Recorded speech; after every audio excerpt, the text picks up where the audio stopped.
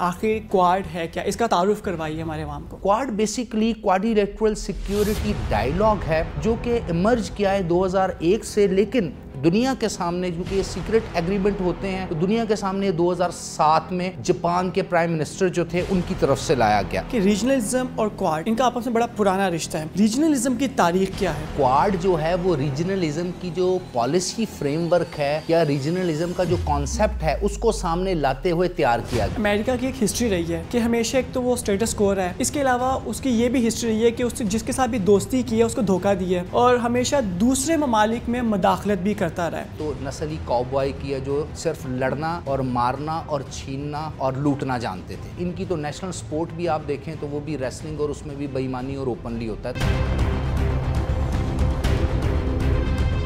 अस्सलाम वालेकुम नाज़रीन, मैं हूं डॉक्टर माजिद खान और आप देख रहे हैं programme dare to talk.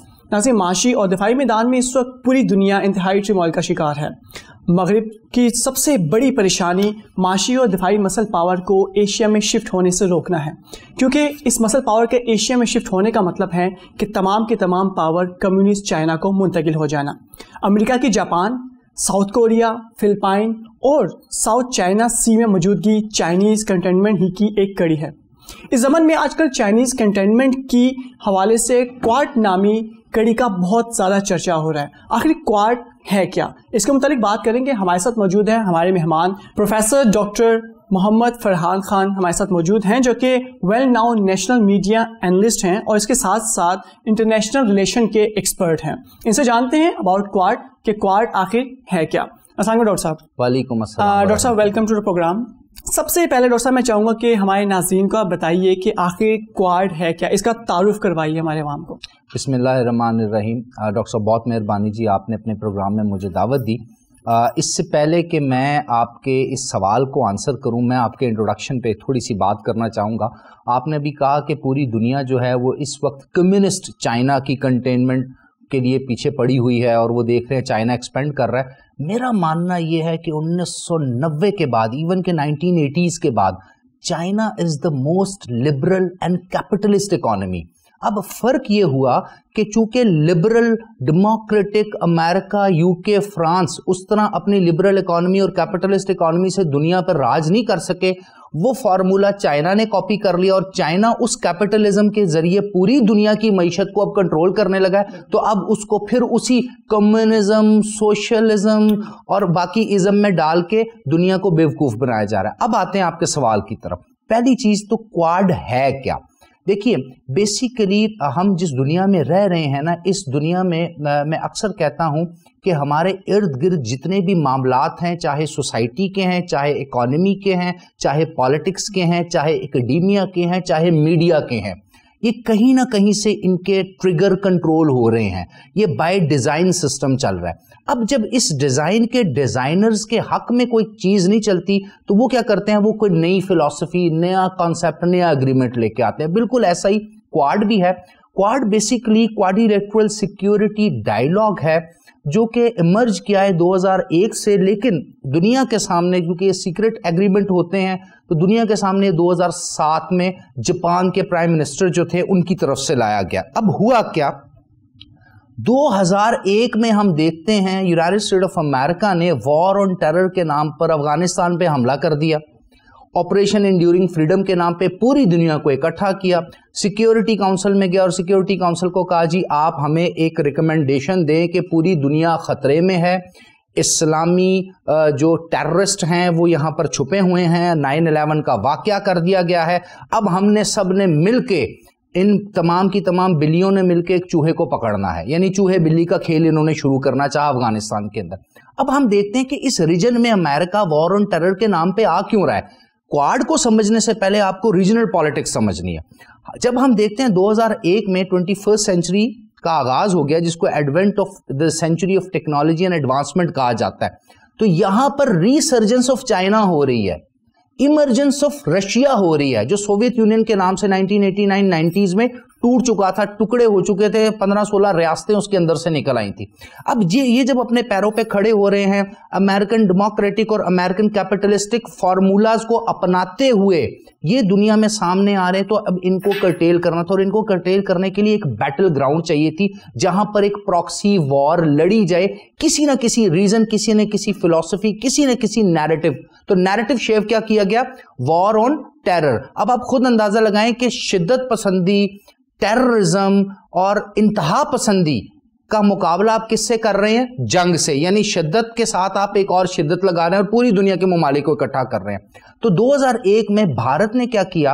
American को कहा कि आप अफगानिस्तान पे हमला करें, एंटी तालिबान गवर्नमेंट जो भी आप एक्टिविटी करना चाहते हैं तालिबान के खिलाफ, उसामा बिन लादेन, अलकायदा, जो भी, हम आपका इसमें साथ देंगे। और अमेरिका को एक, आप इसको ये समझ लें कि एक जिसको हम बोलते हैं ना इम्पल्स उनको दी, उनको एक इशारा दिया कि जी आप आए, हम आपके साथ हैं। अब इंडिया क्यों ये चाह रहा था? इंडिया ये इसलिए चाह रहा था, बेसिकली इंडिया चाहता है इस रीजन का हेजमॉन बनना। अगर आप इंडिया की फॉरेन पॉलिसी को देखें, चाहे नेहरूवियन आइडियलिज्म को देखें, चाहे इंदिरा डॉक्ट्राइन को देखें, चाहे राजीव डॉक्ट्राइन को देखें, चाहे इंडिया का जो multi alliance 2001, 2002, 2003, 2004, 2005, 2010, 2012, 2014, different political parties, even के 2014 के बाद बीजेपी की गवर्नमेंट देखें तो वो ग्रेटर इंडिया की बात करते हैं। और उनको खतरा किससे है? एक तरफ चाइना से और दूसरी तरफ पाकिस्तान से। तो क्वाड के जो बनने की वजूहात हैं वो इस रीजन में पहले से मौजूद थी। पहले तो ये अंडरस्टैंड करें। अब देखते हैं क्वाड है क्या। बेसिकली 3 बड़े ममालिक थे, जिसमें एक अमेरिका है, दूसरा जापान है और तीसरा ऑस्ट्रेलिया है। ये ममालिक ये एक्सपेक्ट कर रहे थे कि चाइना इनका इकोनॉमिक कंपेटिटर है, इनकी इकोनॉमिक मार्केट को डैमेज कर रहा है। जापान की इलेक्ट्रॉनिक सारी की सारी मार्केट चाइना खा गया।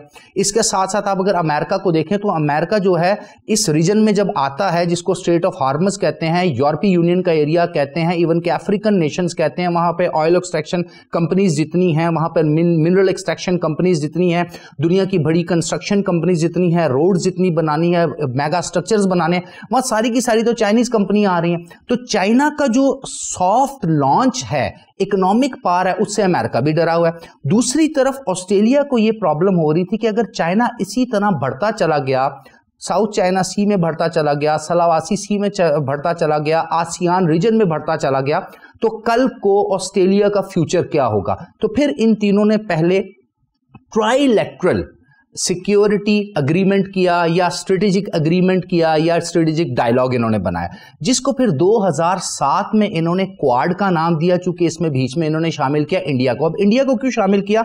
हम देखते हैं कि 2005 में जो डोनाल्ड रम्सफेल्ड हैं, ये डिफेंस सेक्रेटरी हैं यूनाइटेड स्टेट ऑफ अमेरिका के, और ये न्यू कॉन हैं, इनको न्यू कंजर्वेटिव कहा जाता है, जिसको हम आसान अल्फाज में सहूनी यहूदियों की ऑर्गेनाइजेशन कहते हैं, जो कि लॉबिंग करती है अमेरिकन कांग्रेस के अंदर और वो अपने एजेंडे को प्रमोट करती है पूरी दुनिया में।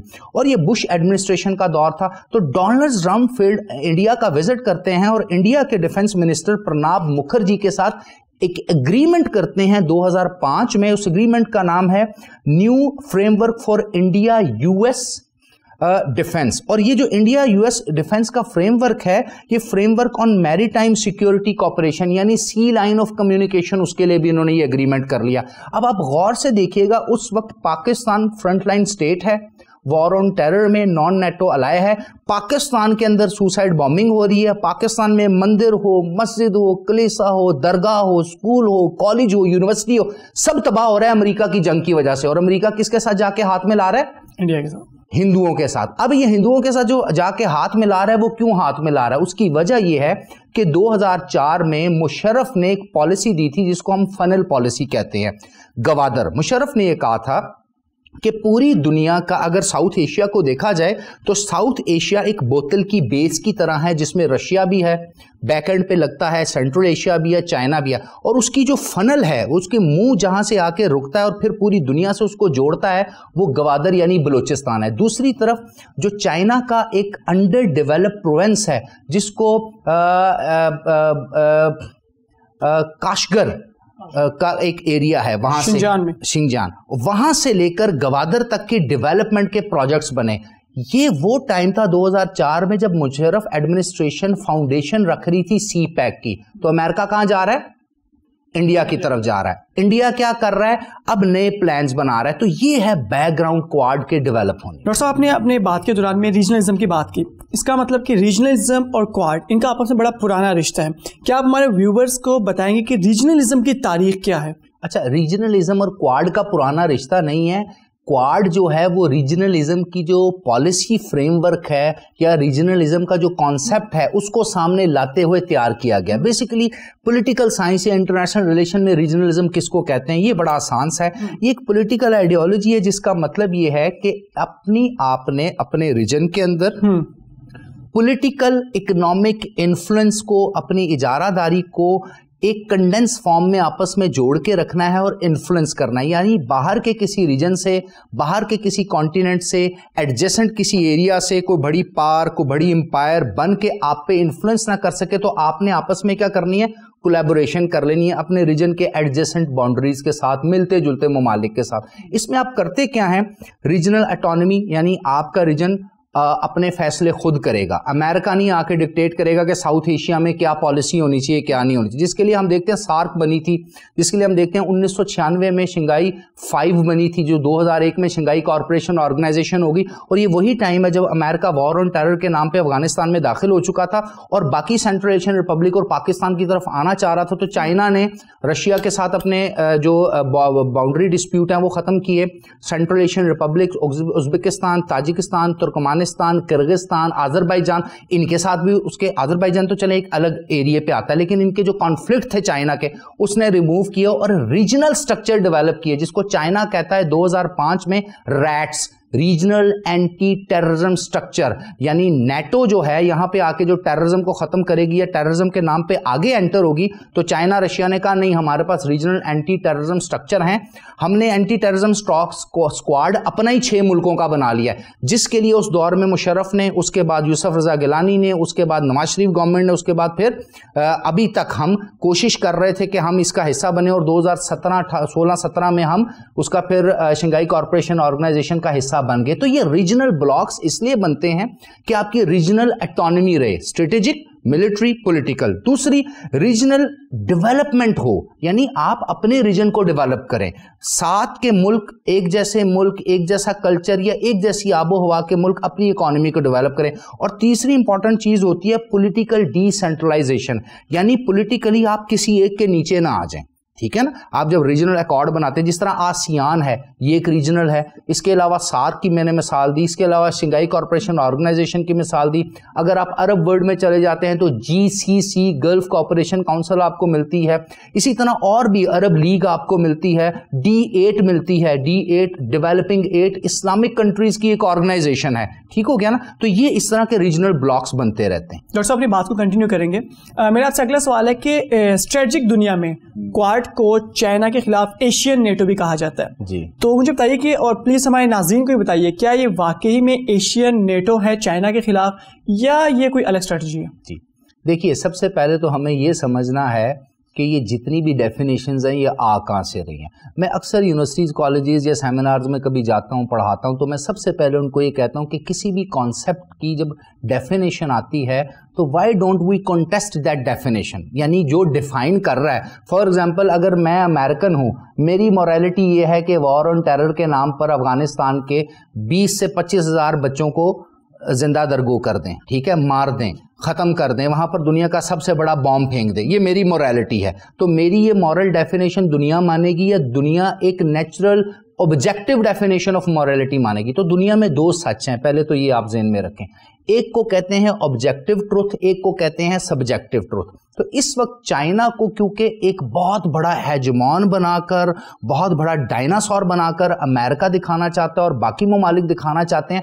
क्यों? क्योंकि दुनिया में इकोनॉमी की तो जंग चल रही है और इकोनॉमी में जब वो सुपरसीड कर जाएगा, लीड कर जाएगा, नया वर्ल्ड ऑर्डर आएगा, न्यू चाइनीज सेंचुरी आएगी, वो उनसे हजम नहीं होना। तो वो अब क्या करेंगे? वो ये कहेंगे कि अब हम एक ऐसा क्वाड का, ये क्वाडलेटरल स्ट्रेटेजिक डायलॉग जो हमने किया है, QS से हमने जो किया या QSD हमने जो किया है, ये हम नेटो टाइप एक अलायंस बनाएंगे। उसकी वजह यह है कि मालाबार एक्सरसाइज इसका बेसिक पॉइंट है। यानी जितने भी क्वाड के ममालिक हैं, चाहे जापान है, चाहे इंडिया है, चाहे अमेरिका है, चाहे ऑस्ट्रेलिया है, ये अपनी नेवीज, अपनी आर्मीज, अपनी एयरफोर्स, अपनी सर्वेलेंस, इन सब को कलेक्टिवली मशकों में इस्तेमाल करेंगे। और कंटेनमेंट ऑफ चाइना, असल में कंटेनमेंट ऑफ चाइना है क्या, इसको पहले गौर से समझें, तब आपको पता चलेगा कि क्वाड को नेटो क्यों कहा जा रहा है। यानी नेटो तो बेसिकली वार्सा पैक्ट के अगेंस्ट बनाई गई थी या सोवियत यूनियन के अगेंस्ट बनाई गई थी और सोवियत डोमिनेशन को तोड़ना था। तो चाइनीज को सोशलिज्म तो फैला नहीं रहा, चाइना पूरे का पूरा कैपिटलिस्ट इकोनॉमी है, सिर्फ उनकी एक सोशलिस्टिक पॉलिटिकल स्ट्रक्चर है, एक पॉलिटिकल जमात है, उससे आप अग्री भी करें डिसएग्री भी करें। और चाइना वो वाहिद मुल्क है इस वक्त, पिछले 2000 सालों की इंसानी तारीख उठा के देखें, जिसने कमो पेश 50 करोड़ लोगों को गुर्बत की लकीर से उठाया है। तो आपको चाइनीज मॉडल फॉलो करना चाहिए। अब चूंकि वो आपके हक में नहीं है, अब जब आप कहते हैं ना कि आप इसको एंटी चाइना नेटो बनाते हैं क्वाड को, तो वो कैसे बनेगा? एक तो इनकी मिलिट्री मशकें आपस में, दूसरा आपने 2020 में देखा था कि कोविड के दिनों में ही अमेरिका ने 2 बड़े एग्रीमेंट किए थे। एक एग्रीमेंट उसने इंडिया से किया था, डायरेक्ट स्ट्रेटेजिक पार्टनरशिप का एग्रीमेंट किया था, और दूसरा उसने किया था बैका, बेसिक एक्सचेंज एग्रीमेंट। अब उसमें क्या हुआ, अमेरिका ने अपनी जितनी भी सर्वेलेंस है, रियल टाइम सर्वेलेंस है, वो दे दी है इंडिया को। अब इंडिया क्या करेगा, साउथ चाइना सी की सर्वेलेंस करेगा, बे ऑफ बंगाल की सर्वेलेंस करेगा, पाकिस्तान के अंदर जितनी मिलिट्री इंस्टॉलेशन की मूवमेंट है, मोबिलाइजेशन है, उसको इंडिया आप देख सकता है। तो इसका मतलब क्या हुआ, इसका मतलब यह हुआ कि अमेरिका चाह रहा है इस रीजन के अंदर वन बेल्ट वन रोड को रोका जाए, सी पैक को खत्म किया जाए, उसके साथ साथ इस रीजन में वॉलेटिलिटी, सेक्टेरियनिज्म, दहशतगर्दी, इन चीजों के नाम पर स्टे किया जाए, और दूसरी तरफ सी लाइंस ऑफ कम्युनिकेशन जिसको हम मैरीटाइम सिक्योरिटी कहते हैं, उसमें जो चाइना आगे की तरफ बढ़ रहा है उसको काउंटर किया जाए, और फिर इसको एक नेटो टाइप स्ट्रक्चर बनाया जाए कि देखें जी, जिस तरह वेस्टर्न ब्लॉक ऑफ यूरोप को ईस्टर्न ब्लॉक ऑफ यूरोप से खतरा था, क्योंकि eastern block of Europe cold war के दौरान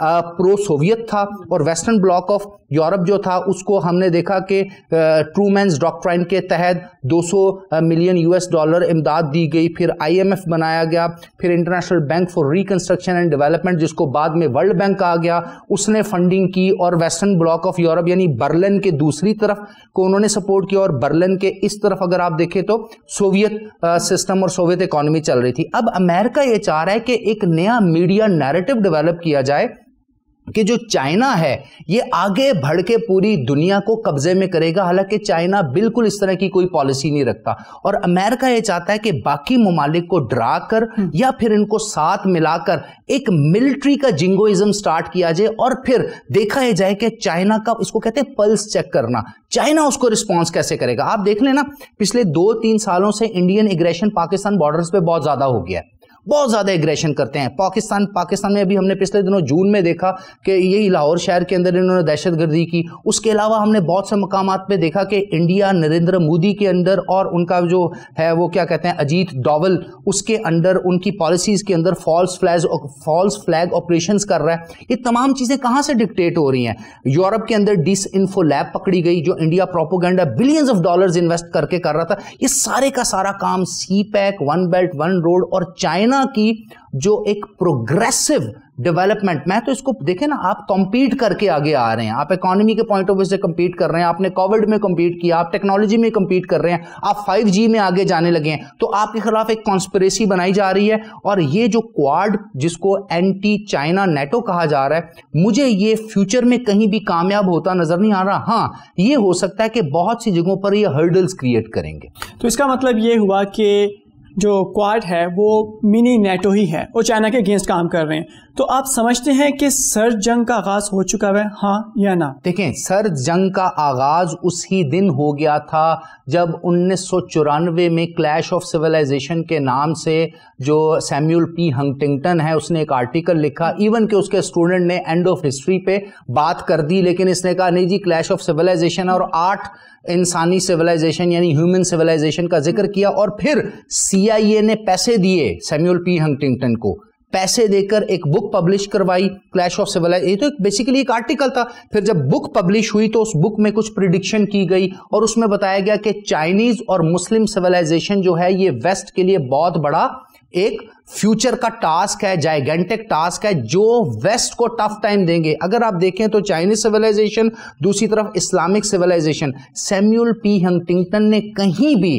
रेफर कोट नहीं किया, यानी रेफरेंस देके उसने प्रूव नहीं किया। बेसिकली मैं तो ये समझता हूं कि ये जो सैमुअल पी हंटिंगटन की theory of clash of civilisation है, ये बेसिकली अगले 10 साल के बाद CIA या अमेरिका किस मुल्क पे किस तरीके से हमला करेगा उसको प्रमोट करना था। देखें जी, इस्लामोफोबिया की कोई टर्म दुनिया में एग्जिस्ट नहीं करती। Islam is a religion of peace, सलामा से निकला है, सलामती से निकला है। आप इस सलामती को फोबिया के साथ मिला रहे हैं। पूरी दुनिया के अंदर it is an acknowledged fact. मैं ये बात नहीं कर रहा, पूरा वेस्टर्न एकेडमिया कर रहा है कि पिछले 20 सालों में जितने इंसानों को कत्ल अमेरिकन ने किया है, जितने नेटो फोर्सेस ने किया है, इंटरनेशनल सिक्योरिटी असिस्टेंट फोर्स ने किया है, इंसानी तारीख में इतने तो कत्ल हुए नहीं। तो इस्लामोफोबिया कहां से आ गया?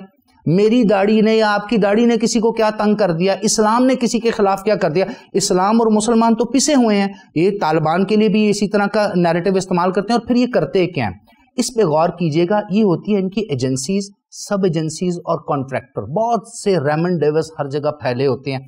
ये काम क्या करते हैं? पेड किस्म की मर्सनरीज, इंटेलिजेंस एजेंसीज की सपोर्ट से मुल्कों के अंदर क्रिएटिव डिस्ट्रक्शन करते हैं। ये एक IR की एक थ्योरी है, क्रिएटिव डिस्ट्रक्शन, कि आप डायरेक्ट किसी मुल्क पे हमला नहीं कर सकते, उसको तबाह नहीं कर सकते, उसकी आर्मी से लड़ नहीं सकते, उस मुल्क में फसाद पैदा करें, फिरकावारियत पैदा करें, तबाही पैदा करें, उस मुल्क के अंदर इकोनॉमिक डिस्टेबलाइजेशन लेके आए, प्रोवेंशियल इशू क्रिएट करें, मर्द और औरत के इशू क्रिएट करें, मजहब के इशू क्रिएट करें, मीडिया में लोगों को खरीदें, नैरेटिव बिल्ड करें। ये सब कुछ फिर ऐसे किया जाता है। डॉक्टर साहब, अमेरिका की एक हिस्ट्री रही है कि हमेशा एक तो वो स्टेटस को है, इसके अलावा उसकी ये भी हिस्ट्री रही है कि उससे जिसके साथ भी दोस्ती की है उसको धोखा दिया है और हमेशा दूसरे ममालिक में मदाखलत भी करता रहा है।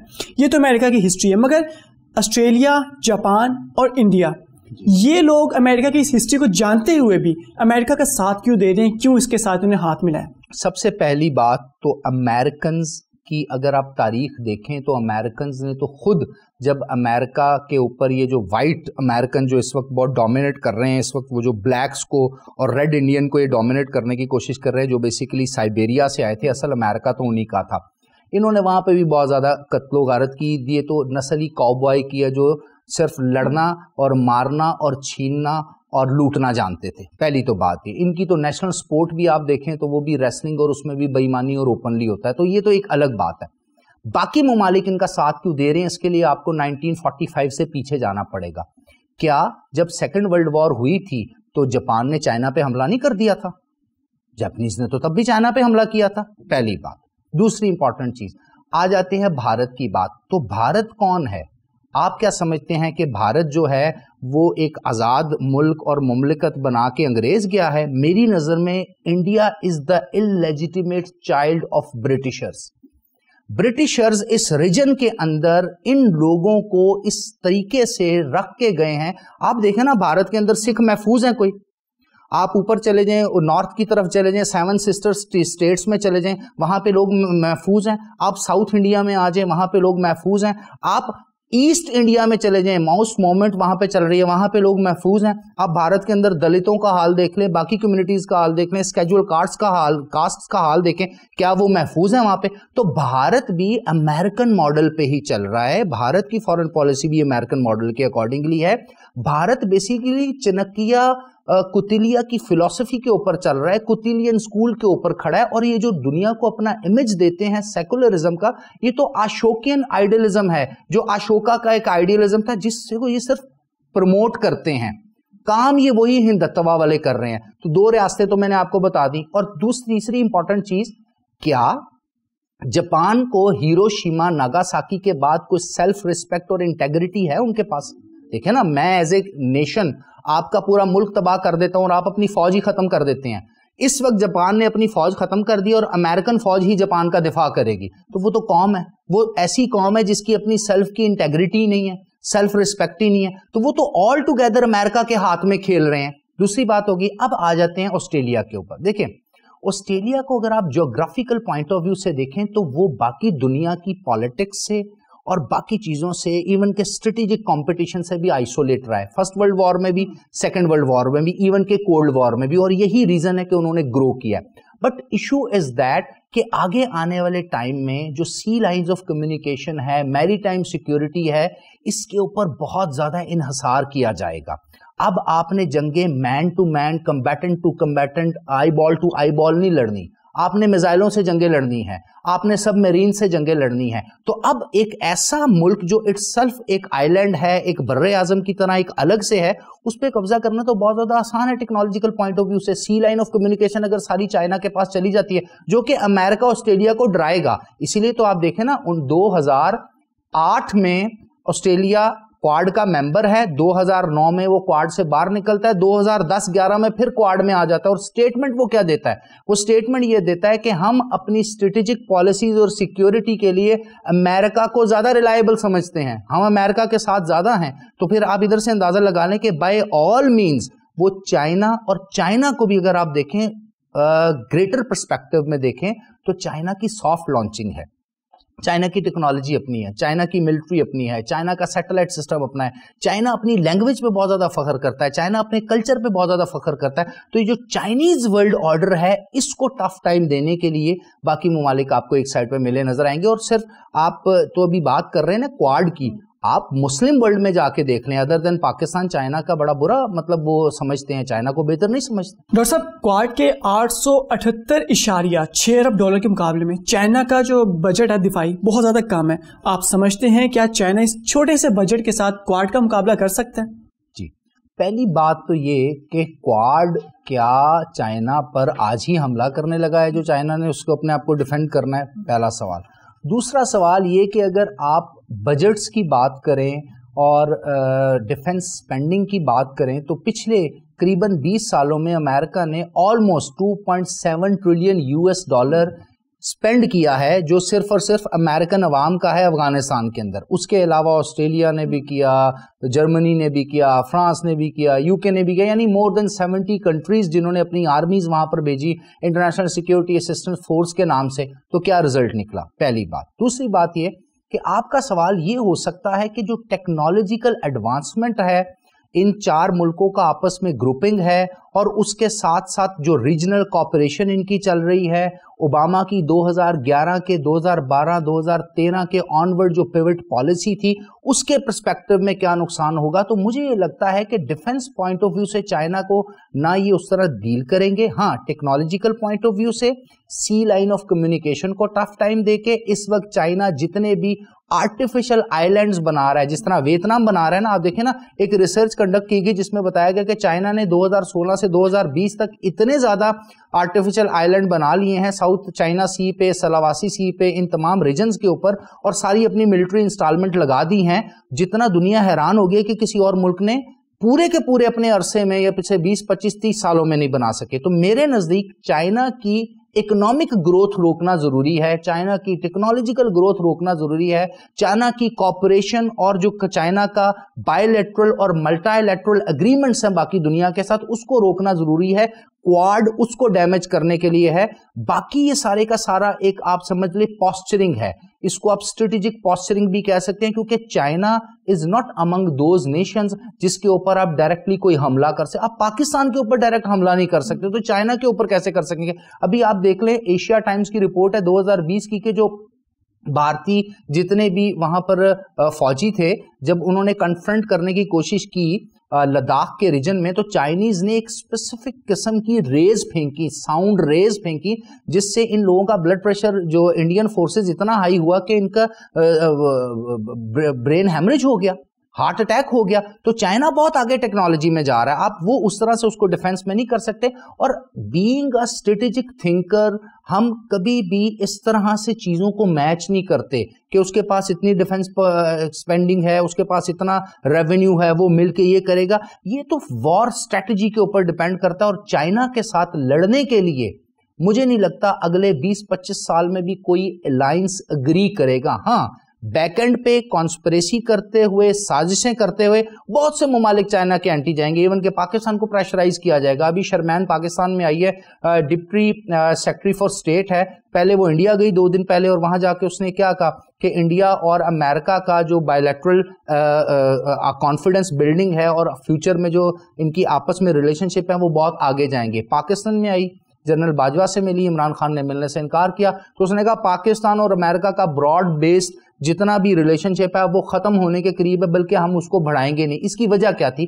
ये किया जाएगा कि हम चूंकि चाइना का एक बाजू हैं सी पैक में, हमें चाइना से दूर किया जाएगा। अफ्रीका में चाइना की जो इन्वेस्टमेंट है अफ्रीकन पेनिनसुला के अंदर जाके वहां उनसे दूर किया जाएगा। रीजन आसियान के अंदर चाइना को उसकी जो डोमिनेंस है उसको रोका जाएगा। आरसेप के नाम से रीजनल कोऑपरेशन एग्रीमेंट जो चाइना का चल रहा है उसमें से इंडिया बाहर चला गया, अभी ऑस्ट्रेलिया शायद बाहर चला जाए। ये इस तरह के काम करेंगे। लेकिन जहां तक आपका सवाल है कि डिफेंस पॉइंट ऑफ व्यू से मुझे नहीं लगता कि अगले 20-25 सालों में भी चाइना के सामने खड़ा होना एज ए मिलिट्री अलायंस भी किसी को, हाँ बैक एंड पर कॉन्स्पिरेसीज और साजिशें चलती रहेंगी। डॉक्टर साहब, अभी रिसेंटली जब अफगानिस्तान में जंग हारा अमेरिका, तो CIA चीफ से पूछा गया कि क्या रीज़न थी। उसने कहा जी मैं सिर्फ एक वर्ड कहूँगा, पाकिस्तान। तो आप क्या समझते हैं कि क्वाड को सामने रखते हुए, रीजनलिज्म को देखते हुए पाकिस्तान क्या रोल अदा कर रहा है? अच्छा, अब ये जो जवाब है ना, इसके ऊपर पाकिस्तान में बहुत से एनालिस्ट और बहुत से जो कि इमोशनल टाइप के लोग हैं ना वो बड़े खुश हुए, देखा ना हमने अमेरिका को हरा दिया। नहीं, असल में उसने पाकिस्तान का नाम लेके ये बताया है कि ये वो लोग हैं जो डबल गेम करते हैं। उसने हमारे ऊपर नुक्ताचीनी की है, उसने अपनी पूरी की पूरी हारी हुई जंग का मलबा हम पे डाल दिया। पाकिस्तान की वजह से अमेरिका नहीं हारा, ये मैं आपको बता दूं। क्यों? क्योंकि अब उन्होंने पाकिस्तान के पीछे लगना है, पाकिस्तान को टफ टाइम देना, तो पूरी दुनिया में पहले वो हमें प्रोपोगंडा और नैरेटिव बिल्ड करके गंदा करेंगे। यही खबरें आपको इंडिया, देखे ना, इंडिया ने इस कमेंट को बहुत ज्यादा वेलकम किया है। इसको उन्होंने इस पॉजिटिव पर्सपेक्टिव में नहीं लिया कि एक सुपर पावर को पाकिस्तान ने हरा दिया, बल्कि इस पर्सपेक्टिव ने अमेरिका ने ये मैसेज जनरेट किया है, पूरी दुनिया को ये बताया कि जो पाकिस्तान के साथ दोस्ती करता है, पाकिस्तान को फंड देता है, पाकिस्तान को एड सपोर्ट देता है, देखो पाकिस्तान उसके साथ ही बैक एंड पे जाकर उसी को छुरा मार देता है। असल में उन्होंने ये नेगेटिव डिप्लोमेसी की है पाकिस्तान के अगेंस्ट। हालांकि मैं नहीं समझता पाकिस्तान इसमें इन्वॉल्व था। होता कुछ ऐसा है कि अगर आप डीप डाउन जाके देखें तो अमेरिका की जितनी भी मल्टीनेशनल कॉर्पोरेशंस हैं, अमेरिका की जितनी बड़ी आर्किटेक्ट कंपनीज हैं, अमेरिका की जितनी बड़ी फाइनेंशियल और इन्वेस्टमेंट फर्म्स हैं, उन्होंने बिलियन नहीं ट्रिलियंस ऑफ डॉलर इस वॉर ऑन टेरर के नाम पे कमाए हैं। अमेरिका में मल्टीनेशनल कॉर्पोरेशंस ने पैसे कमाए हैं, तो जंग तो उन्होंने लड़ी नहीं। जंग के सारे पैसे जो उस नाम से अमेरिकन टैक्स पेयर से लिए जाते थे वो आपस में इन्होंने बांट लिए, डिफरेंट कंपनियों के नाम से, डिफरेंट कॉर्पोरेशंस के नाम से, डिफरेंट कंस्ट्रक्शन कंपनीज के नाम से। और क्या कहा गया? उन अपने अमेरिकन को इन्होंने कहा गया कि हम तुम्हारी सिक्योरिटी के लिए सब कुछ कर रहे हैं और ज्यादा टैक्स हमें दो। हालांकि वो माल इन्होंने आपस में खा पी लिया। तो नाम अब किसका लगा रहे हैं? पाकिस्तान का। तो ये काफी ज्यादा इस किस्म के नैरेटिव को हमें काउंटर करना चाहिए। पाकिस्तान कभी इन्वॉल्व नहीं था। पाकिस्तान तो अमेरिका की इस जंग में जब अमेरिका का साथ देता है तो 70,000 से ज्यादा जाने जाती हैं, सिविलियन की भी, आर्मी पर्सनल की भी, और 130 बिलियन US डॉलर का कोलेटरल डैमेज होता है। और उस कोलेटरल डैमेज से आपकी इकोनॉमी का पहिया चूंकि चल नहीं सका तो रीजन में बाकी मुमालिक आपसे आगे चले गए, अफरात-ए-ज़र में बाकी मुमालिक आपसे आगे चले गए, एजुकेशन में बाकी मुमालिक आपसे आगे चले गए, टेक्नोलॉजी में बाकी मुमालिक आपसे आगे तो इन तमाम चीज़ों को देखा जाए तो पाकिस्तान को तो नुकसान हुआ है। और अमेरिका अपनी हारी हुई जंग हमारे पे मुसल्लत कर रहा है। अगर अमेरिका ये जंग हारा है तो फिर उसकी वजह पाकिस्तान नहीं है, फिर उसकी वजह रशिया है, उसकी वजह चाइना है।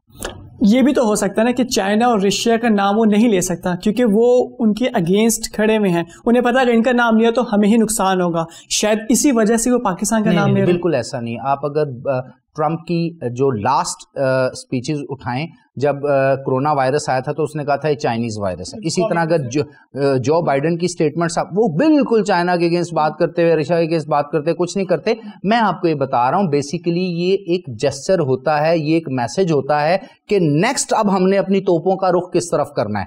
पाकिस्तान को पहले मुर्दे इल्जाम ठहराएंगे। जिस तरह एक बड़ा मशहूर अंग्रेजी का मुहावरा है कि जब आपने किसी को जलीलो रुसवा करना हो, उसको मारना हो, तो पहले उसको एक बैड नेम दें, उसको चोर जाहिर करें, फिर जब आप उसको मारेंगे तो लोग आपको बुरा नहीं कहेंगे। अमेरिकन क्या कर रहे हैं? पहले पाकिस्तान को पूरी दुनिया में, पाकिस्तान मिलिट्री, पाकिस्तान इंटेलिजेंस, पाकिस्तान अवाम, पाकिस्तान की पॉलिटिकल एलीट और जो डिसीजन मेकर हैं, पहले तो उनको पूरी दुनिया में गंदा करने के लिए इस तरह का नैरेटिव बिल्ड करेंगे और इंडिया उसको सपोर्ट करेगा।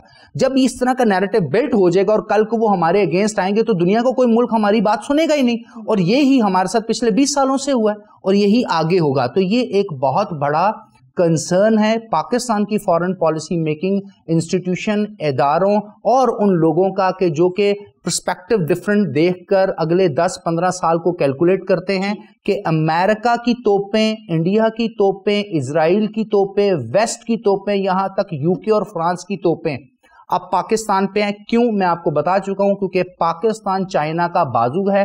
डायरेक्ट चाइना से ये कन्फ्रंट नहीं कर सकते कि हम हमारे ऊपर एक और नया अजाब और एक और नया मसला अब इस रीजन में और इस मुल्क में क्रिएट करेंगे। बहुत शुक्रिया डॉक्टर साहब आपका, थैंक यू सो मच। नाज़रीन, हमारे साथ डॉक्टर साहब मौजूद थे, इन्होंने बड़े अच्छे तरीके से क्वाड का पोस्टमार्टम किया। उम्मीद है कि आपको हर चीज़ के मुतालिक उनकी चालें, उनकी क्या सोच है, वो क्या कर रहे हैं और क्या करना चाहते हैं, इन सब के मुतालिक बड़े अच्छे से उन्होंने बताया। फिर भी अगर आपके माइंड में कोई भी क्वेश्चन हो आप हमसे पूछ सकते हैं, हम लाजमी आपको उसका जवाब भी देंगे। आपके मेज़बान डॉक्टर माजिद खान को डेयर टू टॉक से इजाज़त दीजिए, फिर मुलाकात होगी आपसे। अल्लाह हाफिज़।